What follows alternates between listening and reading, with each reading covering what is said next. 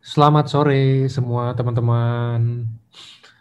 Eh, Seperti biasa, hari ini kita ada seminar kesehatan. Jadi di hari Sabtu ini biasa kita seminar kesehatan. Kita akan sedikit bahas tentang mungkin beberapa gangguan-gangguan kesehatan ya, terus sama hubungannya itu apa dengan dan relasi-relasinya apa dengan mungkin kebiasaan kita sehari-hari atau apa itu. Biasanya kita hari Sabtu didampingin dokter seperti biasa. Nah, hari ini kebetulan ada Dokter Luigi yang bakal nemenin kita. Topiknya ini tentang ginjal. Jadi kalau yang seperti saya udah baca-baca sih, jadi sebentar lagi ini di Maret akan ada Hari Ginjal Sedunia. Bener ya dok ya? Benar. Sekalian, ini jadi kita sekalian bahas ini juga sih sebenarnya. Oke, kalau kayak gitu langsung saya persilahkan ini Dokter Luigi. Mungkin ada kalau ada yang belum kenal sama Dokter Luigi, coba ngomong di chat deh teman-teman. Biar Dokter Luigi memperkenalkan diri lagi.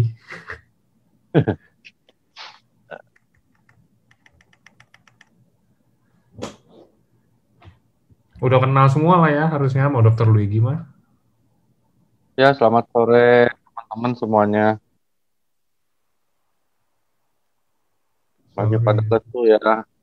Inden. Tapi inden kan artinya barangnya laku. Iya, makanya tadi saya juga lihat posannya Pak Ernest. Perusahaan mana lagi yang barangnya dibeli tapi dilarang? Itu doang, kita doang kayaknya dok. Iya. Di Tempat lain mana-mana. barangnya tempat lain Iya, barangnya numpuk karena nggak laku. di kita orang mau beli malah dilarang, jangan beli deh.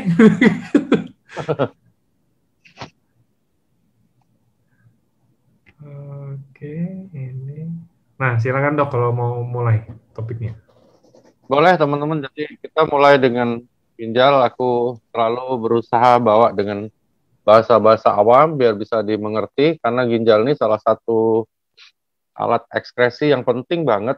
Kalau rusak repot ya. Eh, Kalau mobil ini kayak saringan bensin. Jadi kalau ini rusak, semuanya bisa ikut rusak gitu.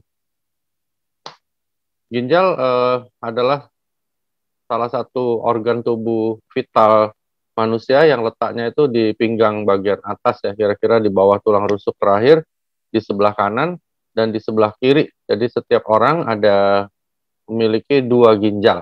Itu yang normal seperti itu dan dia berfungsi ya. Dia berfungsi dalam arti kata merupakan alat sekresi yang penting sekali dan mengeluarkan kotoran dari tubuh kita dengan bentuk yang disebut urin atau air kencing begitu ya. Jadi bahasa awamnya seperti itu ya. Uh, Sebelum kita mulai lebih dalam, aku kasih gambaran bahasa-bahasa awam aja ya teman-teman. Ginjal ini kita lihat satu persatu dulu, yaitu mungkin dari fungsi ya. Fungsi ginjal ini yang pertama tentunya adalah sekresi. Sekresi itu artinya dia membuang semua yang dianggap tidak perlu dari badan keluar tubuh begitu ya. Itu namanya sekresi. Lalu fungsi kedua, dia mempunyai kemampuan untuk menjaga keseimbangan cairan dan elektrolit gitu ya. Keseimbangan cairan dan elektrolit. Nah, karena itu kalau ini terganggu, otomatis cairan dan elektrolit tubuh kita terganggu. Nah, itu yang nyebabin kadang-kadang orang kalau gangguan ginjal kan bisa berhubungan dengan hal-hal yang berhubungan dengan cairan tubuh, bisa bengkak badannya dan sebagainya gitu ya. Itu logika-logika yang mungkin secara awam teman bisa mengerti ya. Lalu dia menjaga keasaman darah gitu. Jadi kalau misalnya ginjal ini rusak, maka otomatis keasaman darah kita akan buruk sekali dan akan berpengaruh buruk juga untuk organ-organ vital yang lain begitu ya. Jadi ingat ya, ada fungsi sekresi, ada fungsi keseimbangan, menjaga keseimbangan cairan dan elektrolit, lalu dia juga menjaga keasaman darah.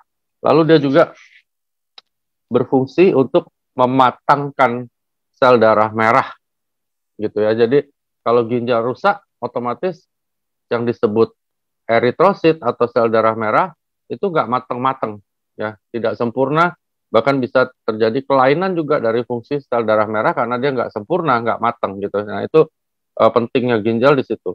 Lalu dia menjaga tensi atau tekanan darah karena dia memiliki kemampuan mengatur keseimbangan hormon renin dan angiotensin. Begitu. Jadi kalau ginjal rusak, tensi biasanya akan rusak. Begitu juga kalau hipertensi, ginjalnya juga bisa rusak ya. Jadi dia bisa berkorelasi yang buruk bila salah satunya rusak. Dan dia berfungsi juga untuk mensintesa vitamin D. Ya, ingat ya, mensintesa vitamin D. Nah, karena itu juga orang-orang yang mengalami gangguan gagal ginjal ini berbahaya sekali kalau dia kena COVID saat ini ya. Karena di saat kita kena COVID, justru harusnya kita perlu banget vitamin D3. Nah, di sini korelasi yang penting. Makanya orang yang sudah cuci darah sangat harus berhati-hati di masa COVID ini, karena kalau kena bisa fatal urusannya. Begitu ya. Jadi itulah gambaran umum dari fungsi ginjal, dan ginjal adalah organ ekspresi dalam vertebrata yang berbentuk mirip kacang. Jadi kalau kita lihat bentuk fisik itu dia bentuknya mirip kacang sebagai bagian dari sistem urin ya, urinal. Jadi dia mengeluarkan cairan dari tubuh, dari ginjal turun melalui saluran masuk ke kantong kencing dan akhirnya keluar melalui uretra. Nah, uretra ini kalau wanita dia di mulut vagina, kalau laki-laki dia ada uretra bagian luar yaitu penisnya gitu. Jadi kenapa orang gagal ginjal itu bahaya? Karena racun-racun ini kalau ginjalnya gagal nggak bisa keluar, muter aja di dalam badan. Itu yang disebut uremia nanti, gitu ya. Next. Ini teman-teman secara umum peran yang aku sebut tadi, kalau diperinci lagi adalah membersihkan darah dari racun dan sebagainya, menjaga keseimbangan garam dan mineral, seperti aku bilang tadi, menjaga keseimbangan larutan dan elektrolit, oke ya, membantu mengatur tekanan darah, menghasilkan eritropoietin untuk mematangkan sel darah merah, dan menghasilkan senyawa aktif vitamin D yang dibutuhkan untuk menjaga kesehatan tulang. Gitu. Next. Ketika ginjal rusak, maka fungsi-fungsi yang tadi aku sebutkan tidak terjadi, teman-teman. Gitu ya. Itu logika aja. Jadi teman-teman kalau ada teman-teman yang ginjalnya rusak, cerita sama kita udah tahu, oh yang terganggu ini ada fungsi ekskresi, keseimbangan larutan dan elektrolit terganggu, sel darah merahnya nggak mateng, tensinya naik, vitamin D-nya juga nggak terbentuk dengan baik, ya, otomatis semua sistem yang lain akan terganggu gitu ya. Nah, keluhan-keluhannya bisa macam-macam, yang paling sering memang adalah lemes dan muntah, mual gitu. Itu yang paling sering, dan sesak napas. Kenapa? Otomatis karena sel darah merah yang tidak pernah matang itu menyebabkan kita menjadi kondisinya anemi ya. Jadi itu yang menyebabkan orang jadi sesak, otomatis lemah ya, jelas karena sel darah merahnya tidak sempurna, oksigenasi dalam tubuh juga akan turun, teman-teman. Gitu ya. Penyakit ginjal dapat dipicu berbagai masalah kesehatan lainnya. Misalnya tekanan darah tinggi. Jadi gangguan ginjal yang ditakuti adalah gagal ya. Namanya aja gagal ya, gagal jadi Busido, gagal jadi Toreda aja udah nggak enak, apalagi gagal ginjal, teman-teman ya. Nah, kalau gagal ginjal ini yang paling sering menyebabkan itu adalah hypertension atau hipertensi ya. Lalu nomor 2 diabetes mellitus, nomor 3 adalah batu di dalam saluran ginjalnya atau di dalam ginjalnya sendiri, perdarahan, internal ginjal, dan infeksi. Satu lagi yang secara fisik bisa terjadi adalah kecelakaan ya. Jadi suatu accident yang menyebabkan ginjalnya hancur. Jadi ada faktor fisik selain faktor penyakit. Nah, hal-hal ini yang kadang-kadang berbahaya. Kenapa? Karena biasanya mereka itu keluhannya laten, tidak terasa sampai benar-benar ginjalnya udah rusak baru udah ketahuan ya. Karena itu rajin-rajin check up ya, paling tidak kalau nggak sempat periksa urin, periksa darah, urium, kreatinin, asam urat itu harus diperiksa. Itu untuk monitor yang umum ya. Kalau yang khusus biasanya kita sudah periksa urinalisisnya dan sudah kita periksa scan misalnya MRI dan sebagainya, apakah di situ ada sesuatu, ada batu, infeksi atau kerusakan ginjalnya sendiri. Nah, itu yang bisa lebih dalam. Jadi rajin-rajin check up seperti mobil kita harus bawa check up. Karena sebagian besar gagal ginjal di awal-awalnya tidak ada gejala sama sekali. Next.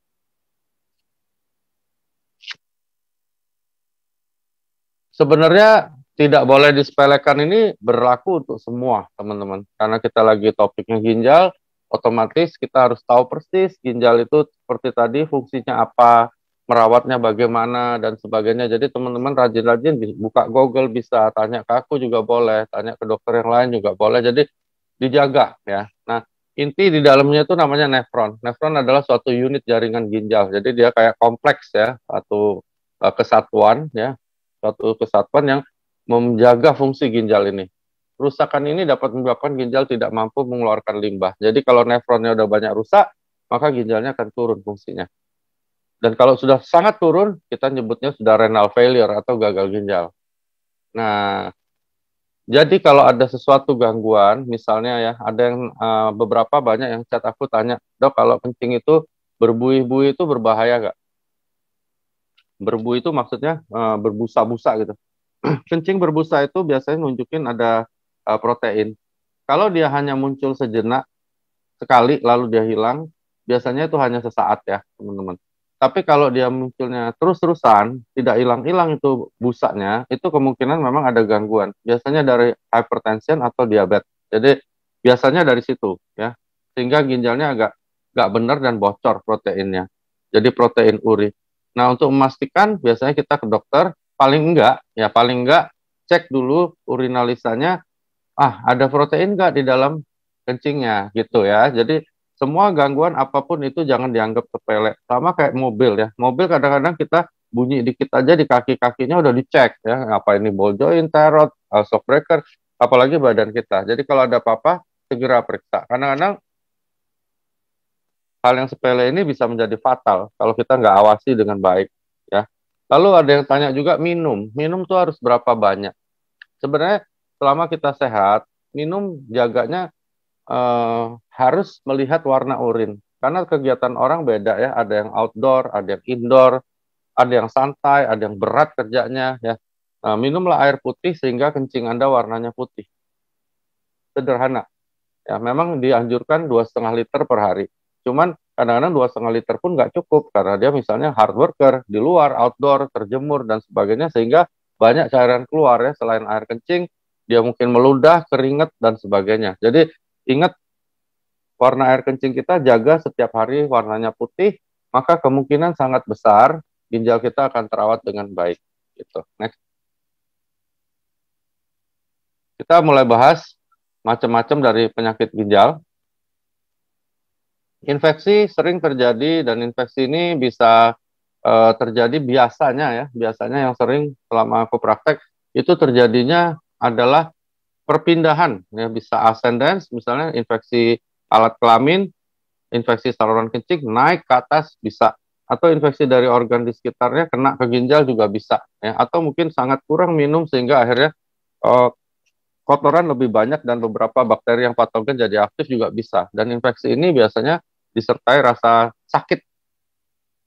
Kadang-kadang ada darah kencingnya ya begitu. Oh ini ada yang chat aku pribadi malah nanya kalau misalnya pinggang sakit apakah pasti sakit ginjal? Pinggang sakit di bagian belakang ya. Kalau secara khusus Anda harus ke dokter periksa ya, itu nggak bisa dengan hanya sakit belakang atau sakit ginjal. Tapi umumnya teman-teman, mumpung aku ingat, kalau sakit pinggang belakang ya, itu coba-coba Anda ketok ya di daerah ginjal, diketuk-ketuk pakai jari. Ya. Kalau terasa sakit di dalamnya, di dalam bukan di dagingnya, itu kemungkinan besar ada sesuatu di ginjalnya dan biasanya infeksi, biasanya infeksi. Tapi kalau tidak, itu kemungkinan hanya dari vertebra, dari tulang belakang atau dari ototnya. Itu beda umum ya untuk awam periksa sendiri di rumah. Tapi kalau ditekan-tekan dia sakit di dalam, bukan di ototnya, bukan di dagingnya, kemungkinan besar ada infeksi. Nah, Kalau ada infeksi, kita ceknya gimana? Biasanya kita pergi ke lab, cukup periksa saja urin lengkap namanya. Di situ biasanya akan terlihat leukositnya tinggi banget karena ada sel darah putih banyak bertempur di sana dengan bakteri sehingga dia naik. Nah, leukosit yang banyak itu menunjukkan ada infeksi, begitu ya. Dan biasanya di situ ada bakteri ditemukan.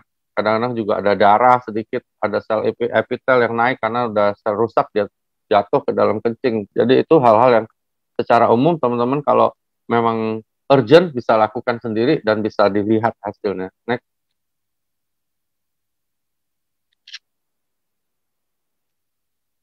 Kalau nanah itu antara dua ya, bisa dari alat kelamin, infeksi saluran kencing, bisa juga dari ginjal. Jadi biasanya kalau infeksi ginjal ini dia nanahnya lebih bau karena sudah terbentuk nanah di bagian atas ya, di ascens. Jadi begitu turun lebih parah gitu ya. Terus bau urin tidak seperti biasanya jelas karena di situ ada bangkai bakteri, ada sel kita yang mati dan sebagainya. Biasanya urinnya juga keruh banget ya. Jadi itu pasti sangat nggak enak baunya.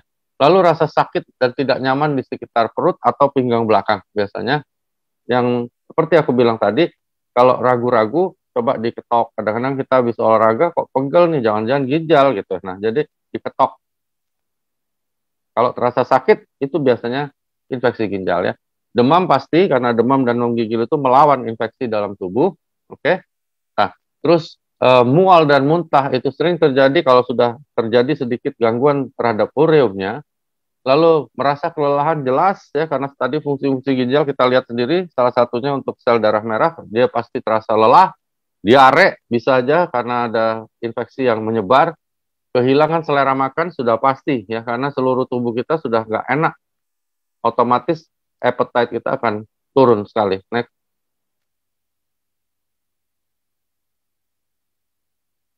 Faktor resiko infeksi ginjal. Kenapa prevalence lebih sering di wanita?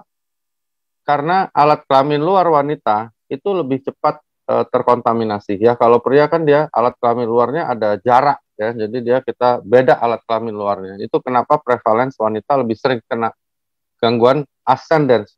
Jadi dari bawah naik ke atas ya. Kondisi bawaan lahir otomatis ya, otomatis akan sangat-sangat berpengaruh karena pada kondisi bawaan lahir di mana ginjalnya tidak sempurna, maka pertahanan dia juga tidak baik. Ya, obstruksi saluran kemih artinya ada bendungan, misalnya ada batu, ya, mungkin ada kista, ada apa saja di sana, maka otomatis tertumpuk cairan-cairan kotor dan gampang menyebabkan infeksi.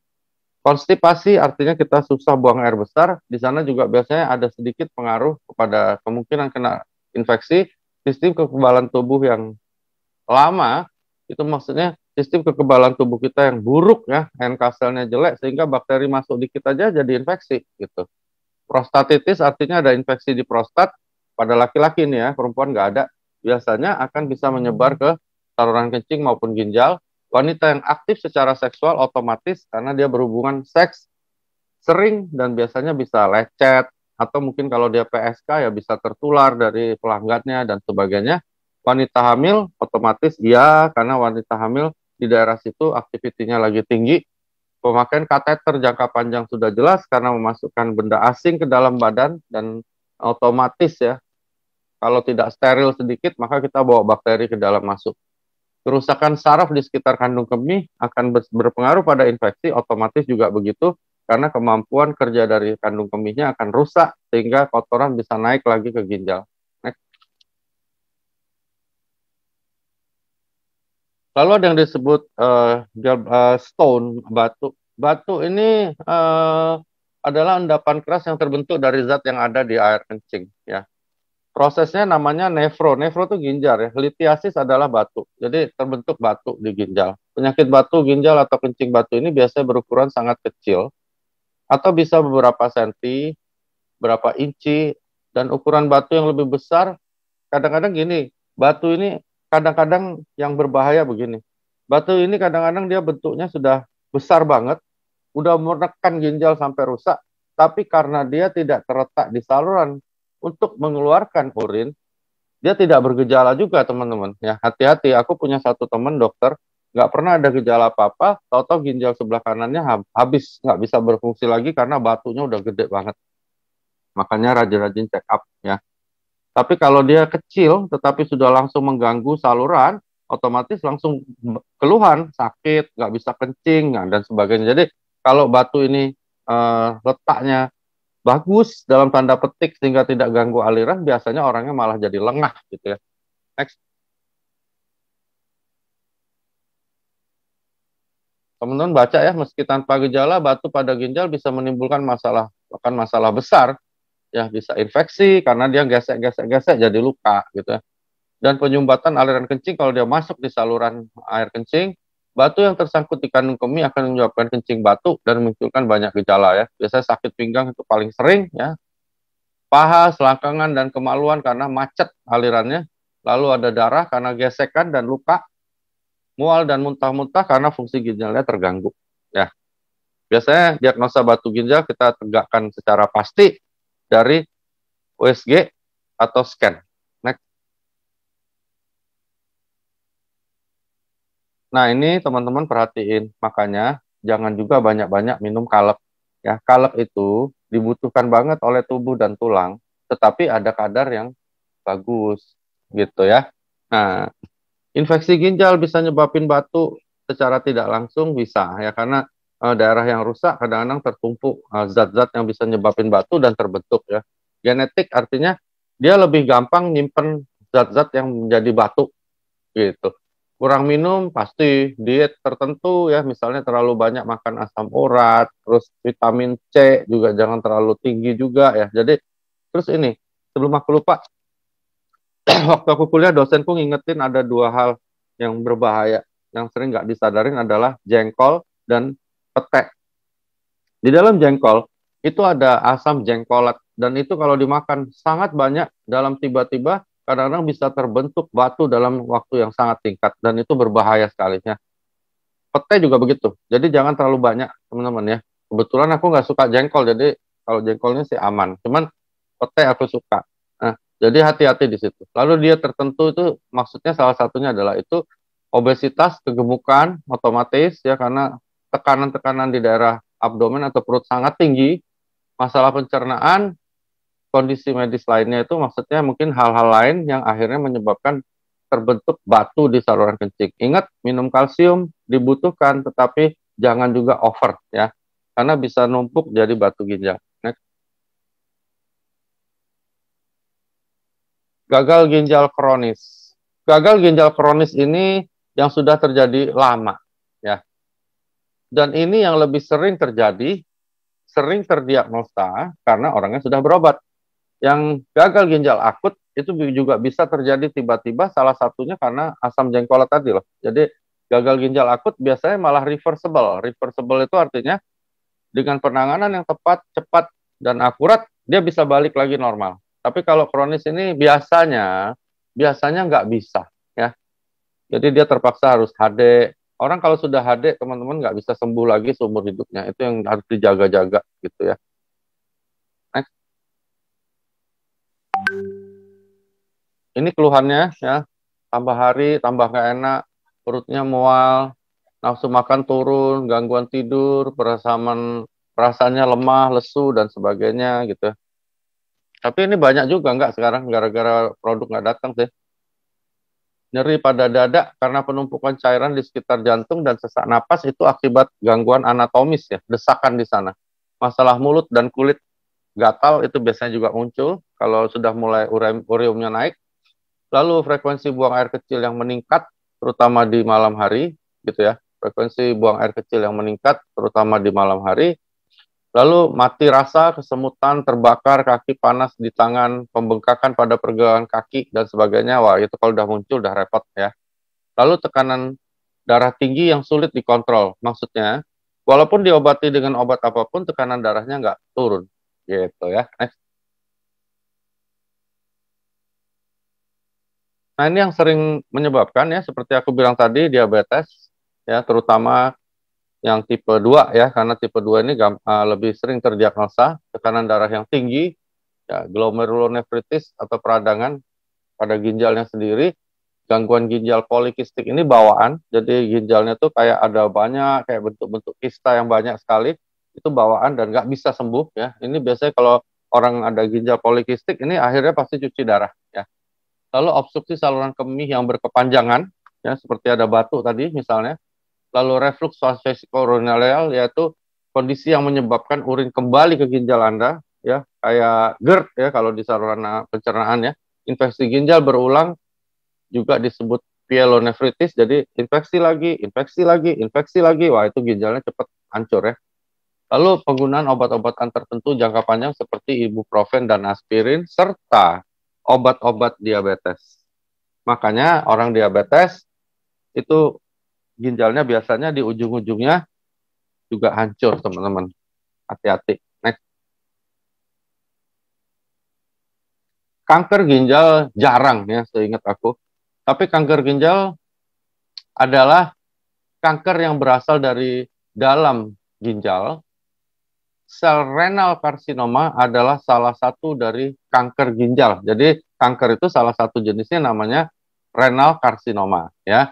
Kanker sel renal karsinoma ini meliputi 90% dari 95% dari semua kasus penderita kanker ginjal. Maksudnya kanker di ginjal itu biasanya renal karsinoma. Yang lainnya ada lagi golongan yang lain. Cuman ini yang paling sering terjadi gitu ya. Ini aku sekelebat ada lihat pertanyaan, apakah Subarasi bisa membantu menghancurkan batu ginjal? Jawabannya tidak. Oke? Batu ginjal harus diobati ya. Jadi gini, batu ginjal ini biasanya ada obat-obat tertentu dicoba untuk menghancurkannya seperti Batugin. Ingat aja obat namanya Batugin ya.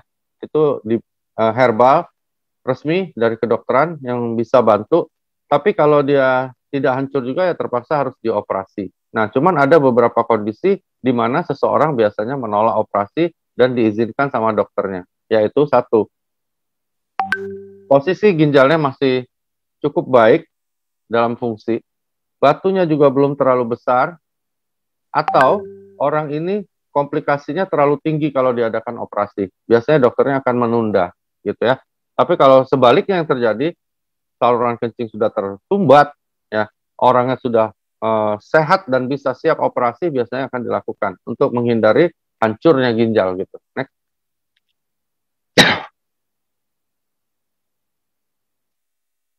Nah, ini kencing berdarah, pembengkakan di area genital otomatis ya, karena kalau ada kanker ginjal itu keluhannya tandanya mirip sama gagal ginjal ya. Hanya bedanya kalau di kanker ginjal dia tidak ada tanda-tanda yang spesifik soal ginjal yang gagal dulu. Jadi dia bedanya adalah di biopsi.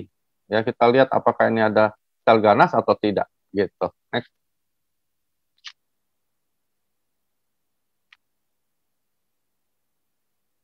Para dokter umumnya tidak dapat menjelaskan kenapa seseorang menderita penyakit kanker ginjal, sedangkan orang lain tidak terkena penyakit tersebut ya.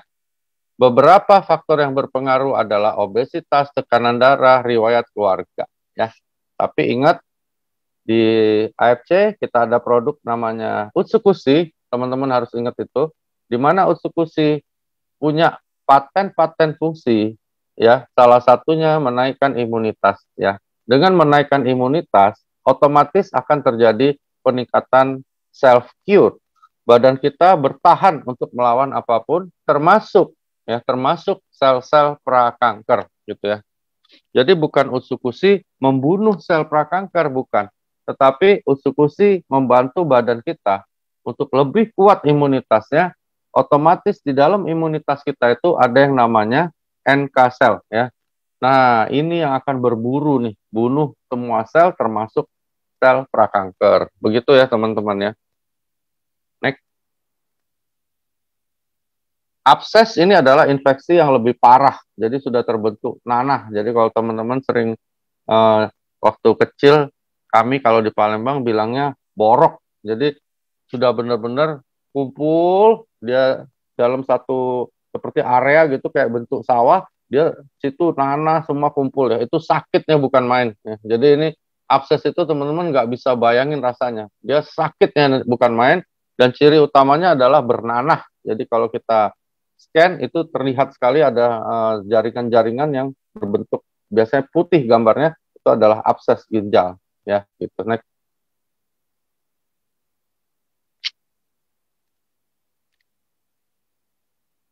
Penurunan berat badan, rasa tidak nyaman, gejala yang tidak spesifik atau awal atau prodromal biasanya. Jadi prodromalnya begini, dia cuma gini-gini ya nggak apa-apa, tiba-tiba muncul gitu ya, demam, berkeringat berlebih karena itu sakit banget teman-teman, sakit nyeri banget dan sebagainya, waktu kencing juga nggak enak, ada darah, malah tensinya terbalik jadi drop karena biasanya orangnya agak shock.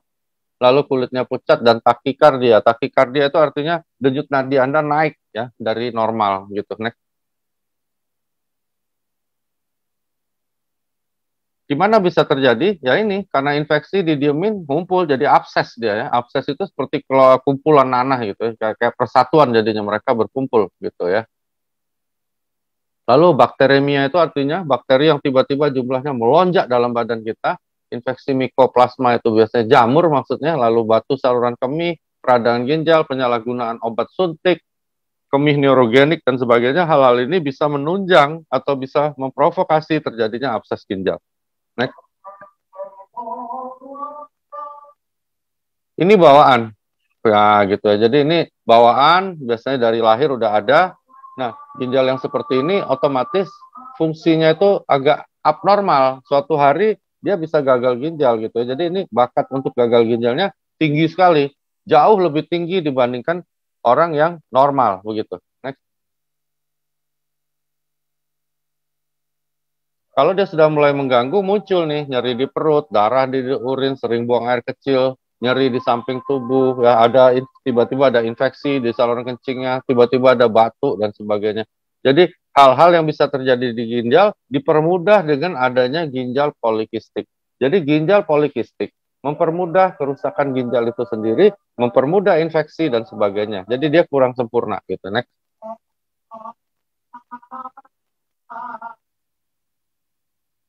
Nah ini disebut autosom resesif, autosom dominan ini artinya ibu bapak ada garis keturunannya nggak? Nah kalau ada dua-duanya, wah dominan namanya ya. Jadi dia gampang banget muncul polikistik di keturunan berikutnya. Tapi kalau misalnya suami dan istri ini salah satu doang yang ada keluarganya polikistik, maka disebut resesif. Dia agak kecil kemungkinannya anaknya nanti kena polikistik gitu ya. Next. Uremia ini sebenarnya suatu kondisi di mana ureumnya melonjak dan ini biasanya terjadi pada orang yang gagal ginjal gitu ya. Next. Mirip sama gagal ginjal, dia mual, muntah, kehilangan nafsu makan, ada rasa kram ya karena semua, ingat ya tadi yang aku bilang menjaga keseimbangan cairan dan elektrolit. Jadi kalau sudah kena ginjalnya, wah udah nggak enak karena elektrolitnya udah nggak normal, termasuk rasa-rasa semutan dan sebagainya. Sulit konsentrasi, sakit kepala, fatigue itu capek yang, waduh, nggak bisa dibayangin kayak teman-teman habis lari-lari di padang pasir gitu. Jadi capeknya bukan main. Perdarahan yang tidak normal, bisa sesak, ya, perubahan kondisi mental, bingung, gelisah, penurunan kesadaran, depresi, sampai stres dan sebagainya. Next. Penyebabnya produksi urea naik dalam hati. Atau dietnya ketinggian protein. Meningkatnya pemecahan protein, perdarahan pada saluran pencernaan, dan obat-obat tertentu seperti kortikosteroid. Nah, makanya hati-hati teman-teman kalau pakai produk-produk kortikosteroid, hati-hati. Tapi yang repot adalah orang-orang yang kena gangguan autoimun. Dia terpaksa minum kortikosteroid seumur hidup. Karena itu orang yang kena lupus terutama, itu ginjalnya gampang banget gagal atau rusak ya. Karena pertama ada faktor genetik, mungkin dia ada faktor yang lain, ditambah pula dia autoimun. Aduh, harus minum steroid terus. Steroid ini ngancurin ginjal. Terus anak-anak yang ikut gym, ingin bodybuilding, itu kadang-kadang minum anabolic steroid yang tinggi ya. Jadi dalam usia muda ginjalnya udah harus dicuci, kadang-kadang hati-hati. Jadi jangan pakai kortikosteroid kalau nggak benar-benar dibutuhkan. Next. Ini komplikasinya. Next. Bisa bengkak, sering ya teman-teman lihat bengkaknya biasanya kanan dan kiri ya. Next. Dicek kaliumnya naik. bisa lari ke jantung otomatis ya, karena semua elektrolit rusak, jantung bisa ikut rusak. Next. Nah, itu posisi ginjal ya. Kalau teman-teman mau coba ya untuk cek sendiri, diketok-ketok di bawah iga paling bawah. Next. Anemia, teman-teman udah ngerti ya kenapa anemia? Karena ginjal fungsinya mematangkan sel darah merah dengan membentuk eritropoietin. Jadi kalau misalnya ginjalnya rusak, maka eritropoietinnya tidak terbentuk. Otomatis sel darah merah nggak ada yang matang. Otomatis terjadi anemia. Ya, next. Gairah seks berkurang atau impotensi. Pasti ya. Ujung-ujungnya menjalar ke atas dan ada kerusakan sistem saraf pusat. Otomatis ada uremia, elektrolit terganggu, sel darah merah nggak ada yang mateng, racun tertumpuk. Wah, udah teman-teman. Next. Nah, ini korelasi dengan COVID. Ya, ada beberapa rekan dokter, juga ada beberapa rekan aku, teman-teman sekolah meninggal dunia kena COVID gara-gara ini. Ya, jadi kalau ada gangguan ginjal, Anda harus lebih berhati-hati, lebih lagi tekun untuk mentaati protokol kesehatan. Ya, karena respon dari imunitas kita drop banget. Jadi kalau yang teman-teman punya kenalan, ginjalnya tidak baik, suruh minum usus-usus yang banyak untuk melawan kondisi ini. Next. Perikarditis artinya infeksi yang mengenai selaput luar jantung. Next. Hamil kena ginjal itu biasanya bisa terjadi namanya eklamsia. Jadi tekanan darah naik tiba-tiba saat dia mau melahirkan dan itu berbahaya sekali buat ibu maupun janinnya. Next. Otomatis gangguan ginjal permanen itu permanen artinya menetap. Waduh, repot ya. Next. Oke, masuk Q&A enggak?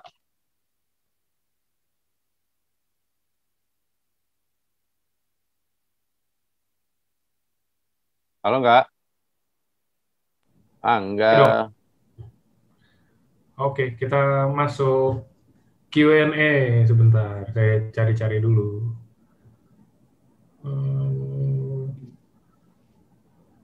Oke, dan monggo belajar. Minum obat seumur hidup. Dok, saya divonis kena Parkinson umur 58 tahun. Ini 3 tahun yang lalu, berarti pas dia umur 55, divonis Parkinson. Minum obat seumur hidup. Apa yang saya bisa lakukan untuk merawat ginjal, dok? Karena kalau udah minum obat seumur hidup tuh udah ya begitulah, udah ginjalnya pasti ada kena lah sedikit banyak ya. Oke. Untuk merawat ginjal, pertama-tama teman-teman tadi kan aku udah bilang bahwa ginjal fungsinya adalah ekskresi ya, mengeluarkan cairan dalam bentuk cairan. Racun-racun itu dikeluarkan otomatis teman-teman perlu cairan ya.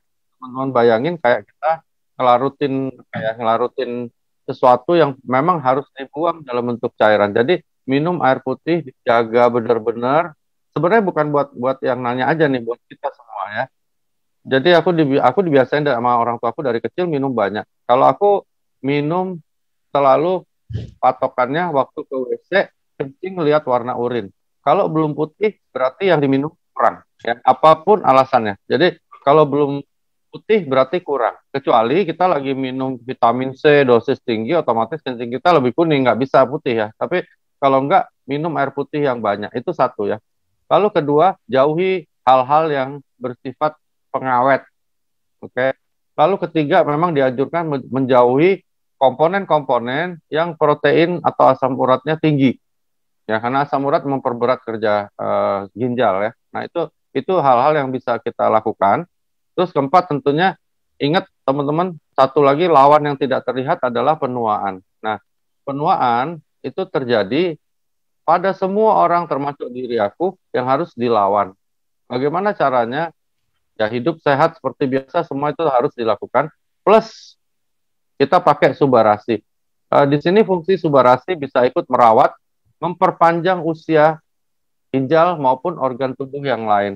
karena dia melakukan regenerasi sel. Ya, itu fungsi dari produk kami. Produk kami lagi, produk kita dong ya. Jadi produk kita membantu untuk meregenerasi sel. Misalnya nih ginjalnya hari ini sisanya tinggal 200.000 sel.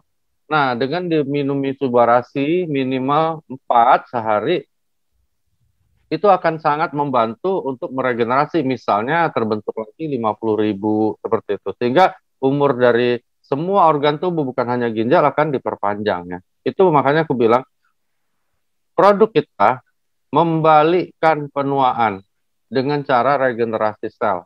Oke? Dengan paten yang ada ya. Bukan obat, tetapi self cure. Badan kita sendiri yang membalikkan itu. Makanya keren banget. Gitu gak? Oke. Sip. Dok, apakah minum air alkalin yang pH tinggi?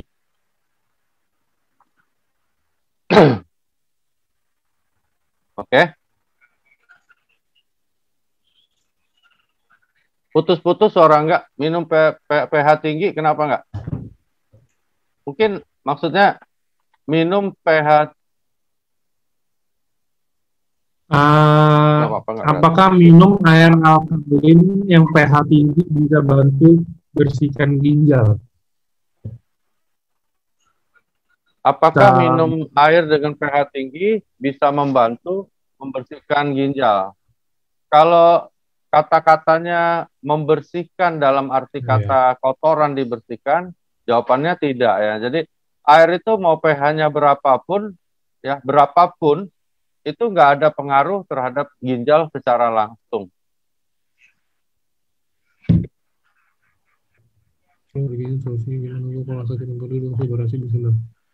Nah, ini pertanyaan yang udah sering, cuman mungkin bisa diinin lagi, dok. Dok, apa Subarasi bisa bantu bersihkan batu ginjal, dok? Subarasi nggak bisa bersihkan batu ginjal.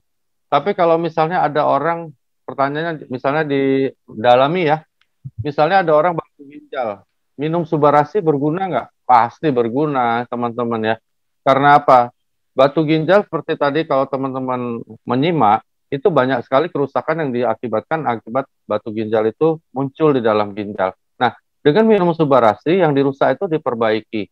Begitu ya logikanya. Tapi kalau pertanyaannya, apakah Subarasi bisa membersihkan atau membantu membuang batu ginjal? Jawabannya tidak bisa, ya enggak?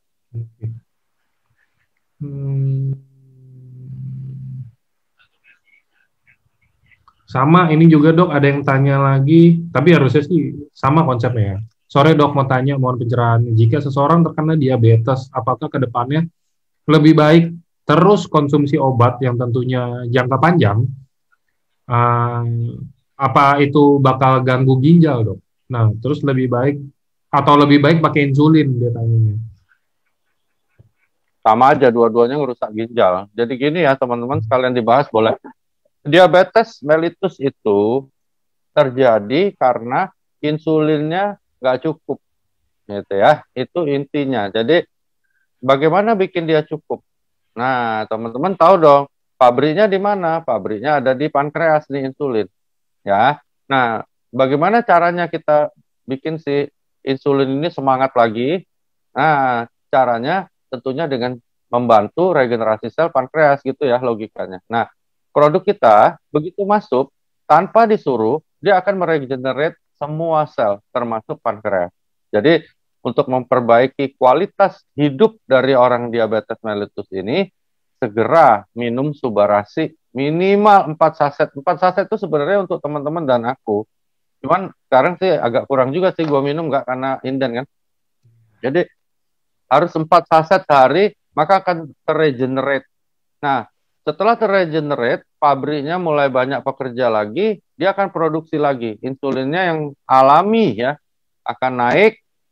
Mudah-mudahan pada beberapa kasus, itu akan terjadi perbaikan dari kadar gula. Nah, ketika kadar gula ini berhasil mencapai titik yang baik, yang normal, maka kita mulai boleh berani melakukan tapering down. Tapering down itu artinya obat-obat dokter yang tadi berbahaya itu mulai diturunkan pelan-pelan sambil tetap dipantau.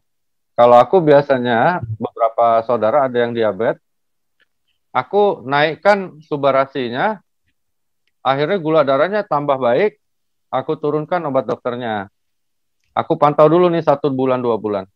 Dan tetap bagus dengan angka segitu, aku naikkan lagi subarasinya, aku turunkan lagi obat dokternya, sampai setitik yang serendah mungkin. Ya, aku nggak berani bilang lepas obat, nanti diprotes lagi sama Balai POM.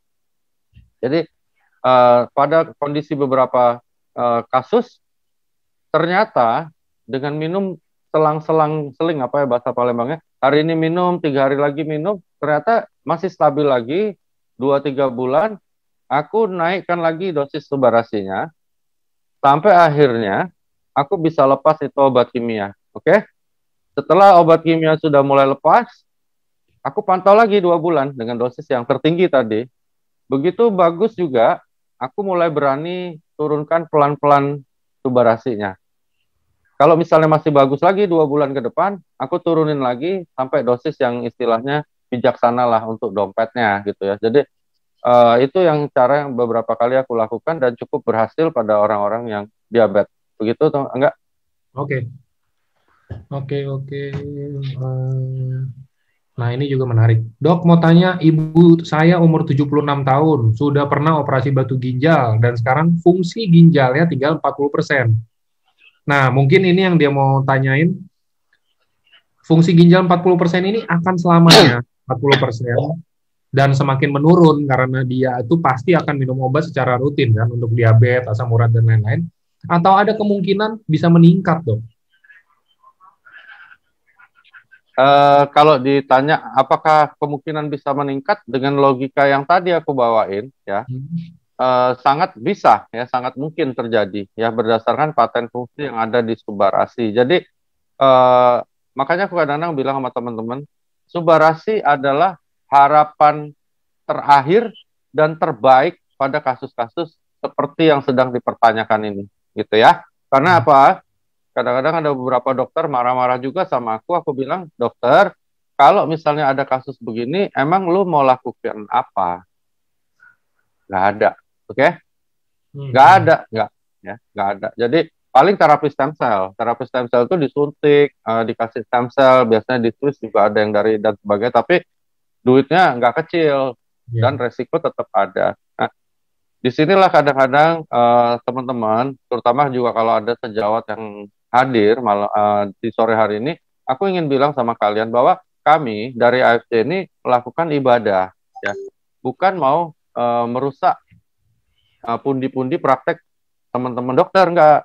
Justru ini bisa sangat membantu orang-orang yang memang sudah nggak ada harapan, teman-teman. Misalnya kanker stadium akhir, aku pernah dimarahin sama salah satu bekas dosenku, dia bilang, kamu gila ya kasih itu, nanti pasiennya bisa tambah parah loh, bisa mati loh, bisa ini. Aku bilang, dokter, sorry ya dok, dokter kan dosen aku mau tanya dok, kalau pasien ini berobat sama, lagi-lagi berobat sama dokter, emang dokter mau apain dok supaya sembuh?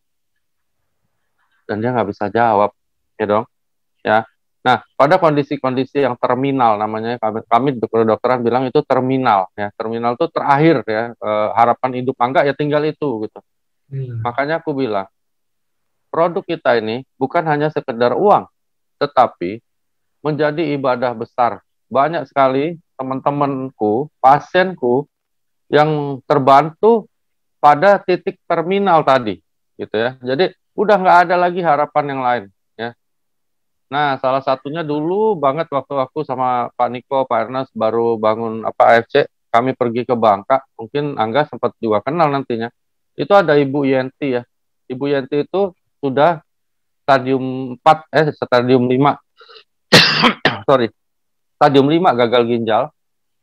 Cuci darahnya 5 kali seminggu karena Sabtu Minggu, ya, rumah sakitnya tutup gitu. Sudah nggak ada harapan. Ketemu aku, kalau nggak ketemu langsung aku juga nggak percaya. Dia bilang, dokter, saya tiap hari hanya berdoa, supaya saya bisa masih ketemu teman-teman saya yang lain yang stadium 5. Jadi udah nggak bisa aktivitas, cuman ke rumah sakit cuci darah pulang. Dan sampai hari ini orang itu masih hidup, karena itu udah 2 tahun yang lalu ya, masih hidup dengan frekuensi cuci darah yang nggak sampai 1 bulan 1 kali. Kok bisa gitu ya? Aku juga waktu ketemu, kalau aku nggak lihat apa medical recordnya, aku nggak percaya. Tapi setelah aku ketemu, aku lihat, wah ini gila ya. Itu baru mulai loh. Maksudnya AFC baru mulai banget. Jadi aku juga jujur ya, waktu dulu juga nggak percaya juga sih. Maksudnya, masa iya sih gitu, apa gitu loh, nggak masa iya sih bisa gitu. Jadi aku sampai wawancara dia berdua ngobrol gitu. Aku bilang, emang bener Mbak Yanti? Iya, dia tunjukin hasilnya, parah banget ya. Stadium 5 itu anytime you can die. Jadi dia kalau kumpul di rumah sakit, di rumah sakit Timah Bangka itu, kumpul itu tinggal nunggu aja. Minggu ini si A, minggu depan nanti si B terbang gitu, mati gitu. Nah, 2 tahun yang lalu itu, dan sekarang dia masih hidup. Bayangin ya, betapa besar ibadahnya. Dengan adanya SOP tadi, orang itu sampai sekarang masih hidup dan cuci darahnya nggak seperti dulu lagi. Itu aku bilang beberapa kolega bahwa tidak semua mukjizat datang dari tangan kita sebagai dokter yang ada di tempat praktek, teman-teman ya. Ada mukjizat-mukjizat yang datang ya akibat mungkin doa dari banyak orang, termasuk ada ratusan ribu member di AFC yang akhirnya bisa membuat sesuatu itu terjadi gitu. Jadi mukjizat terjadi banyak di AFC karena AFC-nya hebat, enggak juga, belum tentu, tapi karena begitu banyak family di sini yang membawa mungkin dalam doa, dan akhirnya bisa terjadi kenyataan yang luar biasa mengerikan. Jadi makanya testimoni dan sebagainya aku lihat akhirnya ditegur itu memang iya sih, kadang-kadang terlalu berlebih-lebihan, mungkin dipasangin disclaimer, tapi gimana gitu. Kadang-kadang ada orang yang memang mengalami hal nggak yang wah gitu loh ya, gimana gitu ya, yang dia hampir mati dulu, enggak belum hadir ya di AFC, ada Pak Joshua tuh yang pecah pembuluh darah otak, timnya Pak Andreas, udah divonis hampir mati, hidup lagi loh gitu ya. Nah seperti itu. Jadi hal-hal seperti itu yang kadang-kadang ya sejawat-sejawat, mudah-mudahan banyak yang nonton, harus mengerti bahwa kami dari AFC bukan overclaim, bukan juga pengen merampok pasien-pasien dari dokter lain, enggak. Justru kami pengen bantu kalian, ya teman-teman sejawat, supaya pada kondisi-kondisi terminal yang sudah nggak ada harapan lain, mereka punya harapan untuk membaik, untuk bisa apa ya, gimana ya, ada harapan terakhir, misalnya di tempat yang gelap banget gitu, ada satu cahaya lilin. Ya, teman-teman sejawat yang mungkin juga sempat marah sama aku, kesel sama aku ketika kita berdebat, coba deh, yang paling benar kalian join AFC deh, ya, join, belajar apa itu AFC, belajar apa itu produk kami, dan juga belajar apa itu namanya Ayama Family Club. Ya, karena kami di sini hadir di Indonesia untuk membantu banyak orang, baik dari sisi kesehatan, juga dari sisi keuangannya, gitu. Gitu nggak? Oke. Oke, selanjutnya ada yang tanya lagi, Dok, orang cuci darah, orang HD, itu dilihat dari mananya? Karena kemarin itu, ini ada yang tanya, dia ke RS disuruh HD, tapi mungkin karena keterbatasan ekonomi ya, jadi nggak HD, dan dia mungkin ngecek lagi di luar, cuma dikasih obat katanya kencingnya terganggu ya, atau apa gitu tadi nih saya. Nah, terus kakinya yang tadinya rada bengkak, udah jadi rada kempesan sih. Apa itu masih tetap harus HD atau gimana, Dok? Oke.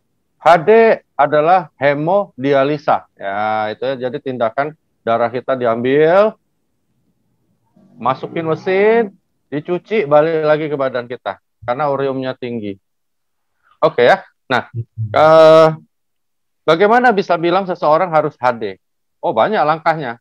Ya, hati-hati juga teman-teman ya. Kadang-kadang ada juga beberapa oknum, pokoknya datang, wah agak misalnya kayak ini aku lihat ada Mas Dwi ya, Dwi Adiana. Nah, jadi begitu agak aneh-aneh dikit nih kencingnya, wah udah lu cuci darah deh, gitu ya. Ada juga yang begitu. So, hati-hati ya. Jadi ada langkah-langkahnya. Pertama, yang sederhana adalah diperiksa urinalisanya, lalu diperiksa juga darah, urium, kreatinin, asam urat.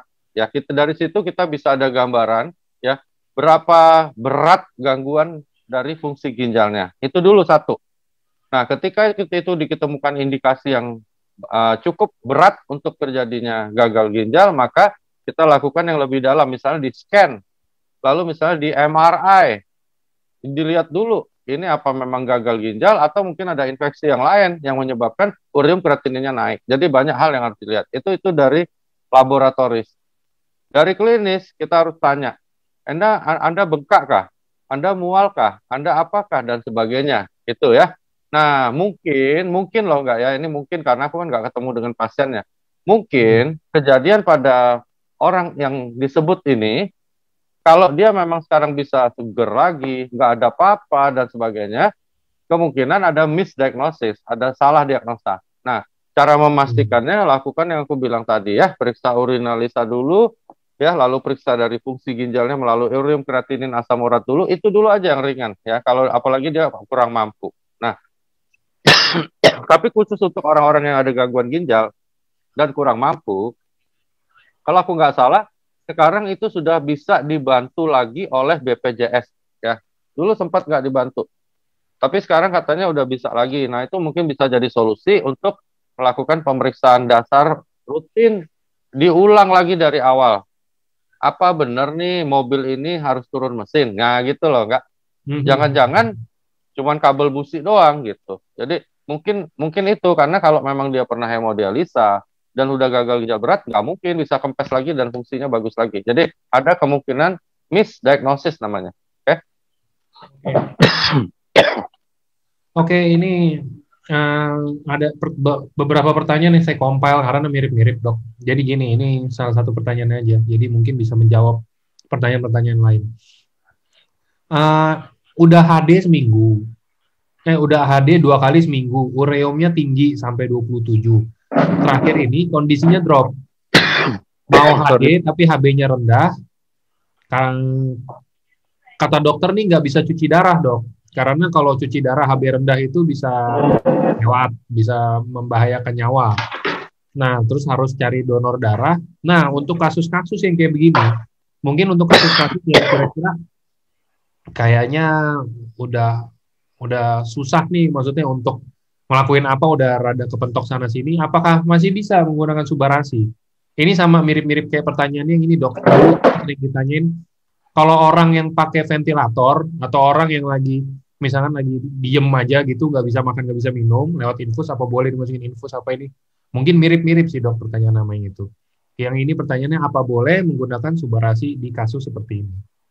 Oke. Itu yang aku sebut tadi soal terminal stadium ya. Jadi itu kondisi yang disebut terminal. Dia no hope sudah. Ya. Kalau dokter sudah angkat tangan, terus mau lakuin apa lagi? Nggak ada kan? Jadi kalau ditanya boleh nggak subarasi? Kalau tanya aku pribadi, bukan lagi boleh, tetapi subarasi adalah harapan terakhir dia ya untuk bisa memperbaiki kondisi tersebut. Jadi kita berpacu dengan gangguannya. Ingat minimal 4 kaset sehari. Tapi jangan lupa teman-teman, seperti saran peringatan dari Balai POM maupun Pak Niko, selalu mulai dengan edukasi seperti yang sedang aku sampaikan gitu ya. Jadi kita mengedukasi. Jadi aku bilang sama beberapa tim, sekarang banyak sekali, tambah banyak yang nanya, memang mungkin mereka takut overclaim. Ketika ketemu orang, misalnya ada orang diabetes ya, aku nggak bisa bilang misalnya, Bang, lu minum subarasi deh, diabetes lu pasti lebih sehat. Itu namanya intimidasi ya. Jadi kita harus jelasin pelan-pelan sampai dia bilang, enggak, kayaknya gue coba itu deh, cocok lah buat penyakit gue. Itu namanya edukasi. Ya. Jadi kita yang memberikan edukasi sampai dia milih gitu. Gue yang itu deh, gue yang ini deh. Nah, pinter-pinterlah membuat edukasi tersebut. Edukasi itu adalah menceritakan paten-paten fungsi kita dengan baik, jelas, berulang-ulang, diulang-ulang, sampai orangnya yang bilang. Jadi jangan kita gagal ginjal ya, wah pakai ini deh, pakai Subarasi, pasti sehat, pasti membaik. Itu namanya intimidasi. Tapi kalau kita edukasi, seperti pasien-pasienku, aku selalu jelasin, dan dia akhirnya bilang, dok aku coba deh yang itu deh, yang 100-100 tuh katanya. Nah, baru kasih gitu ya. Dan memang hasilnya luar biasa ketika seseorang yang memilih, misalnya ada seseorang memilih suami atau istri, ya kan, dengan hatinya, hasilnya akan dia syukuri ya. Walaupun misalnya istrinya nanti nyerong atau suaminya nyerong, kan pilihan dia sendiri, betul kan? Nah, tapi kalau kita yang jodohin, misalnya aku jodohin Angga sama si A nih, ternyata nih perempuan nakal gitu, tukang selingkuh, Angga pasti marah sama aku. Tapi kalau aku udah jelasin, Angga bilang, wah itu udah seksi, itu cakep, gue itu aja deh. Nah, Angga yang pilih. Maka ketika si cewek ini nyerong, Angga juga akan marah ke aku. Itu namanya edukator, ya teman-teman. Dari awal aku bersama Pak Ernest, Pak Niko selalu berusaha mengedukasi seperti itu. Karena itu kita jadi besar, sekarang sudah tambah besar dan akan makin besar, jadi dijaga baik-baik edukasinya. Tenang aja teman-teman, gak usah takut orang pindah ke produk lain, karena produk kita nggak ada saingannya. Bukan sombong ya, tetapi Anda harus confident. Ayo, mana saingannya AFC? Nggak ada. Kenapa? Nggak mungkin orang yang penemunya aja jualnya cuma sama AFC kok. Ada yang bikin tiru-tiruan, yang dari Tangerang, dari mana, biarin aja lah. Aku kasih ilustrasi gini ya, banyak nih, dokter, ini gara-gara inden teman gue beli loh yang tiruan, minum yang itu. Aku bilang biarin aja, kita suruh kita suruh kawin sama perempuan, sekarang kawin sama banci, nanti kapok sendiri kok. Enggak. Emangnya laki-laki mau kawin sama banci? Enggak lah, lama-lama dia tahu itu banci kok. Jadi nggak usah tegang ya. Ada yang beli produk A, produk B dari sinilah, ada apalah namanya, aku biarin aja. Kan kadang-kadang ada juga laki-laki yang seneng sama banci buat variasi ya nggak? Tapi setelah itu kan dia pasti balik lagi sama istrinya. Tenang aja. Oke. Oke. Next.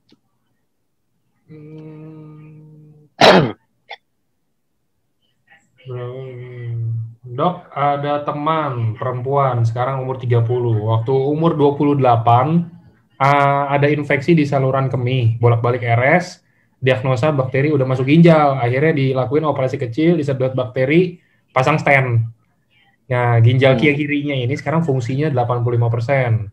Nggak minum apapun, hanya saat masa treatment itu antibiotik. Nah, kalau minum produk AFC, bagusnya ini Suba atau Utsu, karena mungkin tadi kan dokter juga ada bahas sedikit tentang Utsukushi, yang maksudnya untuk jaga tentang bakteri dan lain-lainnya itu. Maksudnya dia mau tanya, apa mungkin digabungin dua-duanya, dok? Terus iya dong, kalau untuk digabungin dong dua-duanya, teman-teman.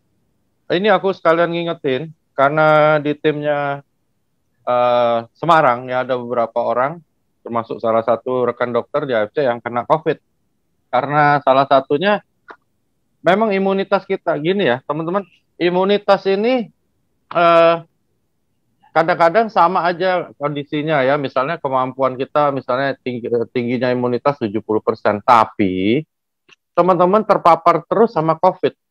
Ya, dari mana teman-teman tahu bahwa orang yang di sebelah Anda itu tidak COVID? Nggak ada yang tahu ya. Nah, jadi beberapa temanku dokter, salah satunya ada dokter Chris namanya, dia hampir mati kemarin. Ini orang paling cowboy, cuek ya, masih ngajar terus apa seminar kumpul. Dia yakin banget bahwa dia nggak mungkin kena COVID gitu ya. Jadi karena dia pakai APD, cuci tangan, pokoknya protokolnya bagus. Dan akhirnya dia kena hampir mati ya, tapi hidup untungnya. Jadi dia cerita sama aku,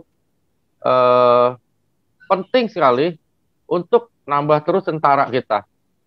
Dan untuk nambah tentara, teman-teman, aku pernah share, nanti kalau ada yang perlu aku share juga, aku dapat dari beliau ya, untuk memperlakukan diri kita seperti orang yang OTG.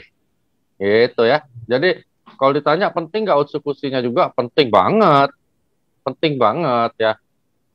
Walaupun ginjalnya masih 85%, apa salahnya kita jaga juga dengan Utsukushi, di mana pertahanan tubuh dia akan tetap paling enggak angkanya tetap bagus lah gitu.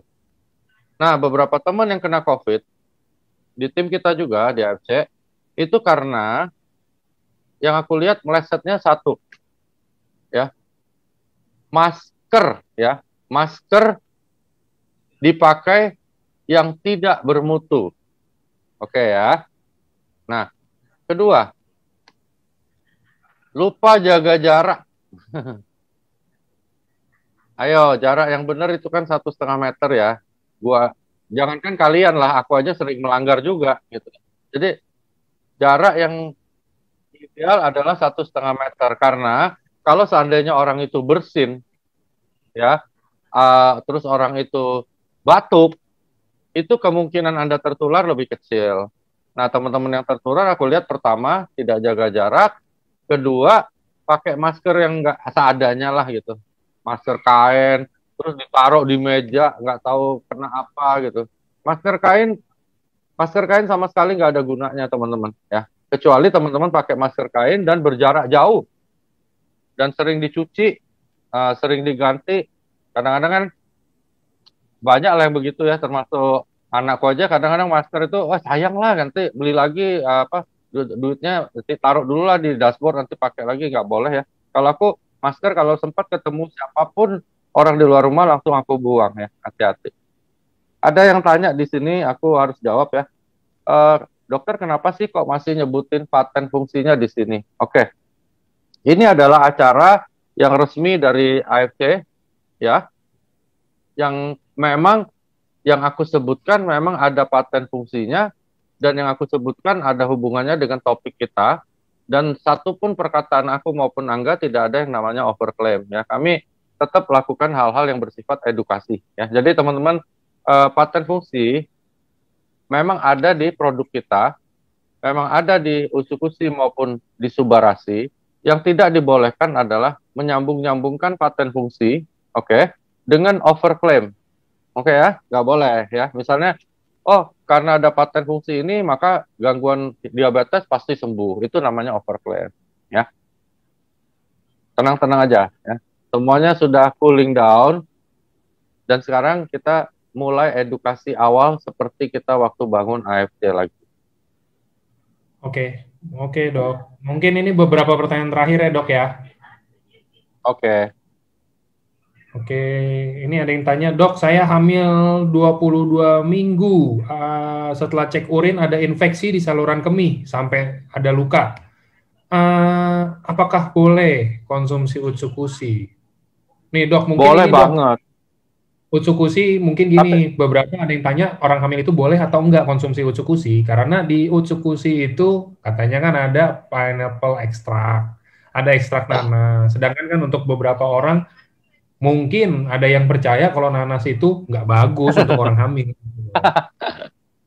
Oke teman-teman, itu hoax ya teman-teman. Jadi banyak aku dapat pasien kadang-kadang aneh ya, pasien berobat ke aku itu minta gugurin kandungan, gitu ya. Jadi bukannya mau hamil malah gugurin kandungan, goblok. Dan mereka udah minum nanas, akhirnya sampai muntah darah ya. Jadi nggak ada itu teman-teman ya, nggak ada satupun dokter atau literatur yang mengatakan bahwa nanas bisa gugurin kandungan. Nggak ada. Jadi Anda kalau hamil kawin aja, nggak usah pakai-pakai mau gugurin kandungan. Nah, untuk orang yang hamil umur berapapun, usia berapapun, minum produk kita yang manapun, bukan hanya Utsukushi atau bukan hanya Subarasi, yang ada izin Balai POM resminya, sudah pasti aman. Karena apa? Karena produk kita adalah makanan kesehatan, bukan kimia. Ya. Ada beberapa produk kita aman, ada beberapa produk orang lain juga disebut aman. Benar teman-teman, aman. Tetapi ingat, pada bayi di dalam perut atau janin, dia bisa teratogenik, bisa menyebabkan cacat secara genetik. Itu berbahaya sekali ya. Jadi kalau kimia yang ditakutkan adalah salah satu faktornya adalah nggak teratogenik. Dia bisa menyebabkan bayi itu jadi cacat. Nah, kalau produk kita nggak mungkin ada kimianya. Nggak mungkin. Ya. Kenapa? Ingat nggak teman-teman, pabrik kita adalah pabrik farmasi yang bukan kimia. Oke, jadi udah nggak mungkin ada zat kimianya. Apapun produk AFC nggak ada zat kimianya. Apapun, gitu, nggak mungkin. Kenapa? karena AFC memang pabrik farmasi non-chemical, gitu loh. Apalagi sudah ada izin dari Balai POM, memang Balai POM bodoh. Ada yang lucu kemarin mau beli, sampai nanya gini, nggak, ini sharing aja. Dok, aku dapat orang nanya ya, kenapa sih kok Balai POM keluarin izin SOP dan Subbarasi minuman kesehatan sereal? Kenapa nggak suplemen? Sereal itu kan makanan bayi. Ya Allah, aku bilang nih orang. Ini sharing ya, teman-teman. Akhirnya aku jawab, aku bilang, lu kenapa nanya sama member gua? Lu pergi aja ke Balai POM, lu bawa izinnya, lu marah-marahin aja ke Balai POM-nya. Kok jadi marah-marah sama member gua, aneh, ya kan? Jadi aku waktu itu juga tanya Niko, aku belajar dari ini karena dia yang langsung ke Balai POM ngurus ya. Jadi di Balai POM itu teman-teman ada kosakata ya, kosakata yang tidak bisa menerjemahkan produk AFC. Ingat ya. Misalnya ya kalau teman-teman salmon ovary peptide 100 plus, ingat ya dulu ya. Itu di boxnya tulisannya apa teman-teman? Tulisannya telur salmon, betul ya? Sebenarnya itu bukan telur salmon. Nah, tetapi terjemahan salmon ovary peptide itu di kosakata Balai POM nggak ada. Oke? Nah, yang paling dekat adalah telur salmon, sama dengan minuman kesehatan sereal. Untuk menerjemahkan produk AFC ini, Balai POM harus cari yang memang kosakatanya ada di dia dan mirip. Gitu ya, teman-teman ya. Jadi, kadang-kadang teman-teman harus belajar juga sebagai leader di lapangan. Kalau ada yang nanya udah jelimet banget, ya nggak usah diladenin. Oke ya? Ujung-ujungnya cuma dua, teman-teman. Ingat sama aku. Satu, dia nggak join. Kedua, belinya cuma 2 saset. Oke, nggak bakalan, oke, nggak bakalan join. Nanya lah, ada aku dulu ikannya berapa meter panjangnya, aku bilang, ngapain? Emang lu mau potong ikannya? Gila. Pokoknya kalau ketemu jelimet, teman-teman nggak usah jawab. Bikin pusing dan nggak akan join. Ya. Next, Kak. Oke. Dok, mama saya diabetes udah lebih dari 5 tahun. Selama ini kaki dan tangannya sering kebas. Lalu dikenalkan AFC dan tangan yang kebas itu udah mulai kembali berangsur normal dan kakinya juga. Tapi setelah konsumsi produk beberapa bulan, tiba-tiba kaki mama saya bengkak, mual, dan sering diare, bahkan sesekali kesedak. Apakah itu indikasi ginjalnya bermasalah atau itu proses emang pemulihannya aja, emang itu termasuk dalam proses pemulihan gitu loh, Dok? Enggak, bukan proses pemulihan. Ajak mama cek dong, ya. Ajak mama cek ya. Karena ada beberapa hal yang kadang-kadang produk kita ini membantu diagnosa, bukan menyembuhkan. Ya, membantu diagnosa. Kayak ngasih lampu bahaya ya. Kalau aku saranin bawa tante untuk check up ya. Aku nggak berani jawab di sini karena aku nggak ketemu langsung. Cuman keluhan-keluhan itu banyak hal. Bisa dari lambung, bisa dari ginjal kah, bisa. Tapi mudah-mudahan bukan. Tapi dicek lah, bawa ke dokter. Atau kalau takut ke dokter sekarang, minta home care pro dia datang ke rumah, cek aja, periksa darah lengkap, urin lengkap, fungsi ginjal misalnya seperti itu ya. Nah, beli aja. Jadi periksa aja. Setelah periksa, nanti hasilnya diminta. Nanti kalau misalnya bingung kan bisa tanya sama kami ya, nah, dokter manapun dia. Oke. Case ini tentang manfaat dan permasalahan sakit menyampaikan dokter tidak boleh minum sembarangan. Boleh 2 pertanyaan lagi ya enggak ya? Karena aku ada tamu dari dusun, aku harus temui. Oke. Sore dok, saya beberapa kali ketemu case yang kalau saya jelaskan tentang manfaat produk dan sarankan untuk konsumsi produk kita untuk permasalahan penyakit, misalkan yang mereka derita, selalu menyampaikan kata dokter nggak boleh minum sembarangan.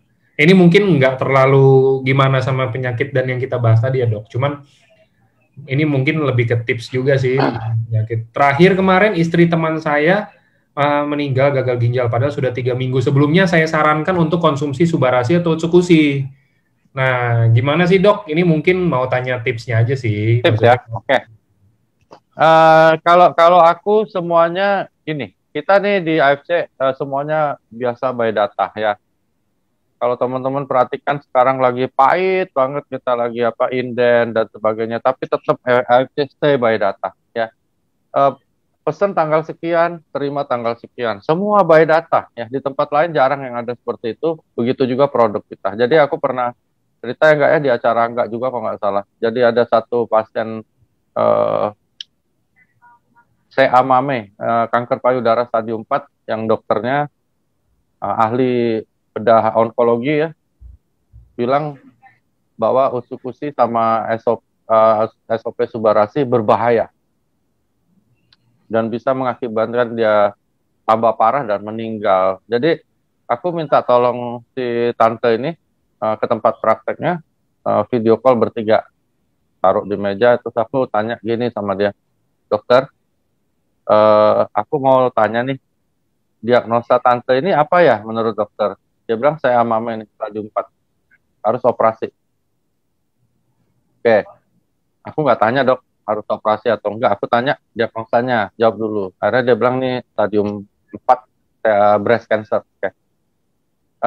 Dokter, dokter mau lakukan apa ya supaya tante ini sembuh? Dia nggak bisa jawab, ya. Dia nggak bisa jawab karena nggak mungkin sembuh kanker, teman-teman ya. Terus aku bilang, katanya mau di kemo dok. Ya, oke. Emangnya kalau kemo itu bisa menyembuhkan breast cancer-nya dok? Kamu ini, dia bilang, nantang saya. Aku bilang bukan nantang, aku kan nanya dok. Jawab aja, iya atau tidak jawabannya. Dia bilang tidak. Oke. Berarti di kemo nggak sembuh ya dok? Enggak, dia bilang. Tapi pasti membaik. Enggak, aku nggak tanya itu. Aku tanya, di kemo sembuh atau enggak? Enggak. Ya udah, nggak usah melebar-melebar. Ketiga, kalau pasien ini di kemo, mungkin nggak dok pasien ini meninggal gara-gara efek samping dari kemonya? Jawab aja, ya atau tidak jawabannya. Ya, dia bilang, Anda ini menyudutkan saya. Enggak menyudutkan. Aku nanya, gampang dong, masa nggak bisa jawab yang enggak aja? Aku bilang, jawab aja. Kalau di kemo, mungkin nggak pasien ini justru meninggal gara-gara kemoterapinya? Jawabannya, ya atau tidak aja. Enggak, dia bilang. Oh ya udah, aku bilang bohong kalau gitu. Aku buka Google. Aku bilang ayo sama-sama buka Google kita. Ya. Dari Kemenkes punya. Apa bahaya kemo? Wah, stres deh. Udah selesai. Udah selesai dok, berarti kesimpulannya satu. Kalau dia di kemo tidak sembuh, benar ya dok? Kedua, kalau dia di kemo bisa aja dia meninggal gara-gara efek samping kemonya. Benar ya? Gitu. Oke. Nah, sekarang aku mau tahu nih. Aku masih simpen chatnya, aku foto, aku kirim ke dia, aku bilang, dokter bilang bahwa Subarasi dan Utukusi berbahaya buat tante ini. Bisa menyebabkan tambah parah dan dia meninggal dunia. Benar ya dok ya? Aku mau tanya sama dokter. Dokter tahu nggak Subarasi sama Utukusi itu apa? Dia bilang, iya produk dari Jepang, bukan itu. Aku mau tanya, tahu atau nggak tahu? Jawab aja dok, iya atau tidak gitu aja lah. Jangan apa ribet. Akhirnya dia bilang, saya nggak terlalu tahu. Oke. Apakah dokter sudah melakukan analisa terhadap pasien-pasien dokter yang kena kanker, diminumkan produk kami, dan ternyata pasien itu mati atau bertambah parah? Apakah dokter ada risetnya? Jawab aja dok, ya atau tidak. Dia bilang tidak ada. Oh berarti lo anjing kataku. Kurang ajar mulut lo. Ya nggak? Nggak benar itu. Berarti dokter nggak benar ngomongnya. Nah aku bilang udah ya dok, aku nggak mau bicara lebih panjang. Nah aku bilang tante, sekarang pilih aja. Mau beli produk kita atau mau di kemo. Akhirnya dia beli 3 diamond, lumayan nggak? Kayak teman-teman ya. Jadi kalau teman-teman didesak dengan pertanyaan bahwa ada dokter yang mengatakan produk kita jelek, produk kita bahaya, produk kita apa? Ingat kata Pak Hotman Paris ya, bahaya teman-teman ya, nggak boleh ya teman-teman. Ya, jadi kita harus semuanya by data. Jadi teman-teman jangan takut perusahaan mengingatkan Anda jangan overclaim, tapi bukan berarti Anda takut. Ya, aku nggak takut sama siapapun. selama aku bicara hal yang memang ada di data AFC, gitu ya. Jadi teman-teman jangan overclaim, misalnya bilang, wah ini apa, batu ginjal bisa sembuh, kanker bisa, jangan. Oke ya, jangan. Tapi kalau cerita hal-hal yang berhubungan dengan paten, hal-hal yang berhubungan dengan produk kita secara data, kalau masih ragu, teman-teman bisa telepon Angga, bisa telepon Niko, bisa telepon aku. Ya, tapi teman-teman di lapangan jangan takut. Beda ya, takut sama tidak overclaim beda. Takut itu artinya jadi ketakutan sendiri, jangan teman-teman. Ya. Terus tips aku juga untuk saat sekarang adalah new normal untuk kita, di mana teman-teman harus jual konsep bisnisnya. Acara kesehatan selalu akan diadakan oleh perusahaan untuk mengedukasi teman-teman, itu bagus. Tapi acara kesehatan ini jangan sampai mempengaruhi teman-teman untuk mencari orang sakit dalam mengembangkan bisnis AFC. Gitu ya teman-teman. Jadi bisnis AFC bukan cari orang sakit. Bisnis AFC cari orang sehat. Ya, jadi kalau teman-teman bayangin nih di Indonesia, memangnya sekarang ada berapa yo yang sakit yuk? Ayo, ada berapa? Misalnya ada 5 juta orang yang sakit ya, misalnya ya teman-teman ya, 10 juta deh. Oke ya. Aku tanya, penduduk Indonesia ada berapa? Ayo, banyak ya? Jadi lebih banyak orang sehat, bener ya teman-teman, daripada orang sakit. Jadi teman-teman kalau mau ngembangin bisnisnya, cari orang sehat. Jangan cari orang sakit. Aku bilang sama timku, lu ngapain cari orang sakit? Gila, lu cari orang sehat. Kalau kebetulan di jalan ketemu orang sakit, ya boleh nggak gitu loh. Jadi kita bantu. Jadi jangan khusus cari orang sakit. Lu kalau mau cari orang sakit, lu ke rumah sakit aja duduk situ. Ngapain lu cari di luar? Gitu ya. Jadi ayo kita sekarang mulai new normal, jual bisnisnya, jual konsep bisnisnya. Jadi jangan jualan produk. Kalau jualan produk pada pusing. Kami ya, aku, Ibu Cianti, 001, dan sebagainya itu sudah terbiasa nggak pakai produk. Teman-teman tahu nggak, kami waktu bangun ini dulu, ya, 2 bulan nggak ada produk. Oke ya, nggak ada produknya. Karena apa? Karena Jepangnya memang nggak produksi November, Desember. Nggak ada alasan COVID apa seperti sekarang mah gampang. Memang ada COVID, tuh mau ngomong apa. Kalau dulu gimana Pak Ernest, Pak Niko segala jawabnya. Repot loh, sampai ngamuk-ngamuk semua member ya. Dan itu kami sudah lalui. Oke? Dan semua orang yang melalui masa-masa itu teman-teman, sekarang ini ya, semuanya udah jadi miliarder. Oke? Semuanya udah jadi miliarder, nggak ada yang nggak jadi. Oke? Makanya kalau teman-teman semua laluin masa sekarang ini nih, kalau sekarang emang ada COVID kok. Bukan karena Pak Ernest nggak ada duit, bukan karena AFC bangkrut, enggak. Karena permintaannya gila-gilaan. Tim aku aja, tim yang under aku aja, sehari nggak pernah di bawah 8 miliar omsetnya. Ya, sedangkan produksi lagi susah, pengiriman lagi susah. Jadi cukup logis bahwa ini memang harus inden. Lah, lagi indennya cuma sebulan, teman-teman. Makanya teman-teman semuanya pada panik, ya. Kami kayak geli-geli aja, gitu loh. Kami dulu 2 bulan nggak ada produk, teman-teman. Bukan inden loh, nggak ada produknya. Jadi tunggu dulu 2 bulan ke sana, mudah-mudahan, kata Pak Ernest, masuk di bulan Februari. Gila nggak? Dan itu kami lalui. Jadi kalau teman-teman yang sekarang ini kayak angin sepoi-sepoi aja buat kami. Kalau dulu mah angin bahorok, teman-teman. Ya. Jadi tenang-tenang aja. Percaya sama aku. AFC nggak mungkin tipu kalian. Tuh yang ikut-ikut bisnis nonton video, rasain loh. Nah, aku udah bilangin berapa biji. Lu nonton video dapat duit, goblok, percaya aja. Sekarang dilarang sama pemerintah. Ini temanku 2 dilaporin Polda di Sumsel. Karena ada yang investasi 1,2 M loh, agak. Lapor Polda. Ini lagi diangkut nih. Bodoh, aku udah bilang. Padahal ada yang AFC. Ini ada satu ikut AFC. Untung nggak laporin Niko. Gue laporin Niko, dibekuin loh. Aneh-aneh aja. Percaya sama aku tidak dibayar sama AFC ya untuk bicara begini. Aku juga nggak dibayar sama Angga. Aku nggak dibayar sama siapapun. Aku ceritain semua yang terjadi dalam hidup aku, baik dari sisi kesehatan pasien-pasienku, baik juga dari perkembangan tim aku, bukan aku aja, baik dari perkembangan crossline aku, bahwa AFC ini memang menepati janjinya kasih uang miliaran ya pada semua tim aku. Jadi bertahanlah teman-teman. Ini cuman angin sepoi-sepoi, udah bobok tiang dulu deh. Santai, jual bisnisnya. Ini peluang bagus. Ya, kalau bisa teman-teman lihat ini peluang bagus. Peluang bagus apa? Peluang bagus Anda untuk training diri Anda supaya Anda bisa jadi seperti kami. Mau dong jadi Busido ya? Berusaha untuk bisa jual bisnis. Datang ke orang bawa dirimu, bukan bawa produknya. Ya, oke. Kalau Anda bisa lalui ini, ya bayangin nih teman-teman.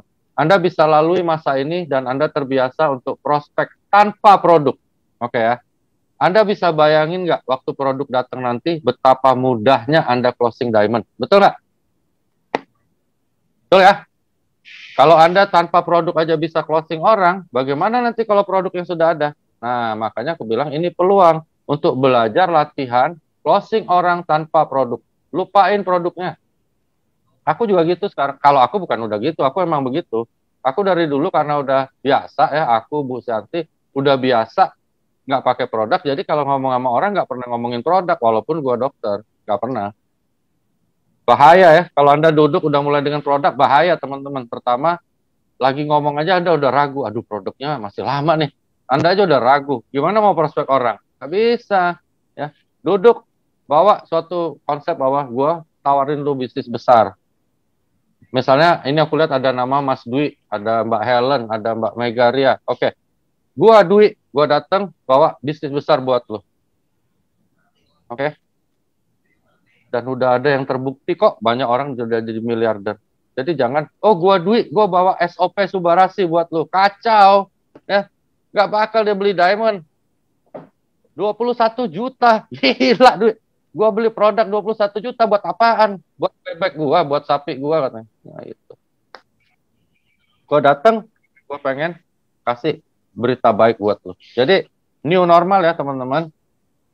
Lakukan terus seperti ini. Ketika produk datang, Anda semua melepas pasti. Ya, bisa jadi Bushido, bisa jadi samurai, shogun, apa yang kalian inginkan. Karena apa? Udah nggak cemas-cemas lagi mikirin produk.